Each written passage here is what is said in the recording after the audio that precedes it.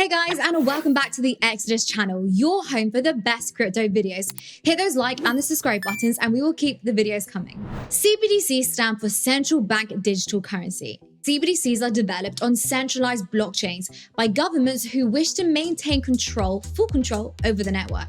Many governments have already been moving towards cashless societies, but with the global pandemic, it has actually quickened the transition from a manual to a more digital world. According to a new CBDC tracker from the Atlantic Council, 83 countries making up over 90% of the world's economy are exploring CBDCs. 5 countries have already launched their own digital currency, all of them being Caribbean tax havens who perhaps want to maybe safeguard against the prospect of economic sanctions. So these are Grenada, the Bahamas, St. Lucia, St. Kitts and Nevis, and Antigua Barbuda.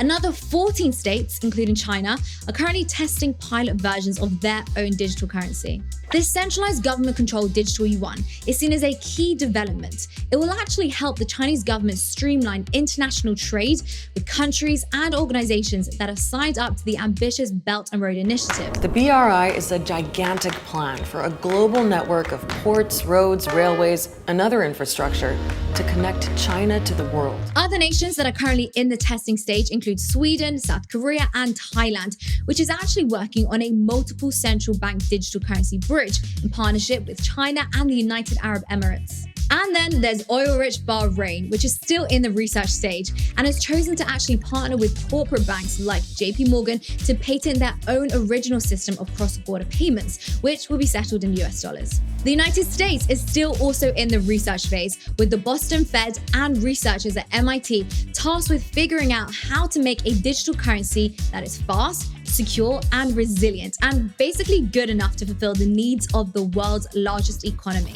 So let's discuss some of the potential benefits of CBDCs. Paying a friend who lives in the same country as you will only take a few seconds, and the same might be true for friends that actually live in different countries. American currency. Cross-border payments have the potential to be settled instantly with minimal fees. Now compare that to today's reality, where some of the world's poorest people are still reliant on payment intermediaries like Western Union, which actually has fees of up to 10%. I have no sympathy for them, they overcharge. Fees would also be reduced drastically for merchants, who will be able to circumvent credit card processing fees. Now this would be great news for both small and large businesses. CBDCs also promise efficient stimulus payment delivery. So the COVID-19 pandemic highlighted this weakness in the US financial system when the government struggled to deliver stimulus checks quickly. This meant those in need of financial relief were often found to be at the back of the line due to their lack of access to financial services. Assuming that access to digital state money will only require a phone, CBDCs could make it easier for governments to provide targeted welfare payments. Now we own you. Centralized government currencies can effectively be tagged to make them valid only for purchasing certain goods like food. The same principle can actually be applied to ensure that foreign aid reaches the people who need it most, instead of being squandered by inefficient or corrupt governments. But to most crypto enthusiasts, the idea of having a centralized cryptocurrency that actually has the power back to the world governments and of course banks that sponsor them is pointless at best. Spiritual currency. What? One of the obvious downsides of CBDCs is that governments will still be able to freeze individual accounts, reverse transactions, and prevent people from spending their money on things like Bitcoin, which may be seen as an unwanted competitor. So we see how El Salvador with Bitcoin will disrupt a major corporation, man. Governments will also have access to unprecedented amounts of financial data, and in the case of countries that indulge in serious oppression and human rights violations, this centralization of data could lead to very grave consequences. Because you have to be in total control of everything. Another danger of a centralized blockchain is total loss of funds, as the keys and data are held in one single place. So this means one successful hack, say from a competing government with a stronger cyber warfare team, could be disastrous. And here's the best bit: digital currency holders could still suffer the effects of inflation.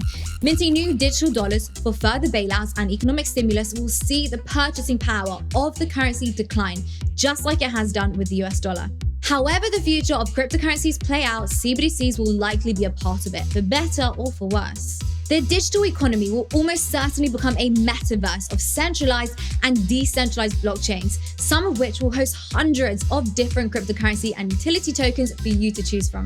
After a run of thousands of years, we are living in an era which will see the final shift away from physical currency. Arguments for and against Bitcoin and CBDCs tend to become quite political, but in reality, it all comes down to trust. Trust us? These 5 banks? Hell no. Which currencies are you more likely to trust? A decentralized network like Bitcoin or government cryptocurrencies?